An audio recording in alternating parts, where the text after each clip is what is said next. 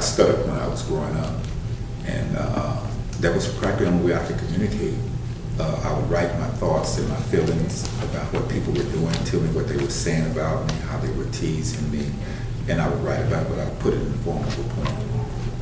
I was interested in business, so I interviewed Mr. Ernie Westfield, former Negro League baseball player and Champaign businessman. During the interview, I found out he also writes poetry. I write about what's in the air or what's going on at the time.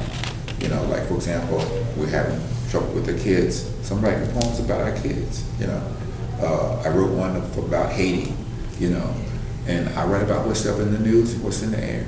So I try to make my poems to where kids in the first grade, second grade can read my poems, because I have a lot of sight words, you know, like I, we, and little simple words that they can catch on to. So I have a lot of kids to read my poems in the school system, or whatever's in the air. But most of my poems has the word God in it, and that's the thing that's pushing me now. Because when I was growing up, my mother used to kind of force my brother and I to go to church, but I would always fall asleep. I couldn't keep my eyes open. I spent the sleep in the service and be over with.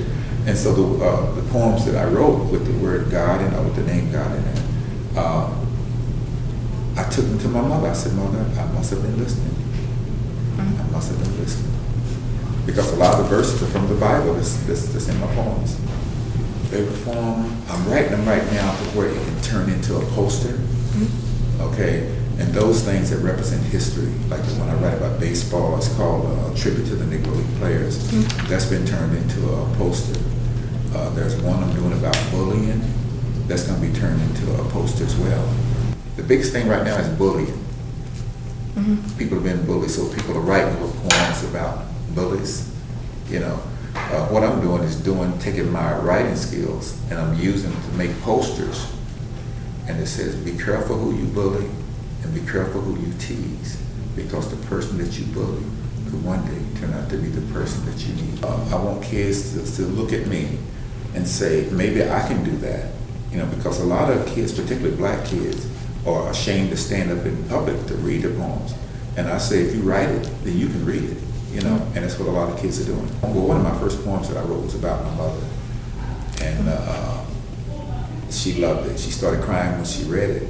And she really had a lot to do with that. And I give an example of that. I tell them that mothers are special. No matter what you do, your mother will come and get you. The father might not come, okay, but the mother had to drag him along, you know. But the mother, I don't care where they'll say they're finished with you, not to do anything for you anymore, but let you get in trouble, they'll be right there with you. But they say that if you write poems, if God gives you a gift, it will open doors for you. And you'll be able to make a living off of the gift that you have. In addition, I want you to give this to your mom. And here's what you do. You put a little note on it and said, Mom, I read this poem and I immediately thought about you. Your mother will cry.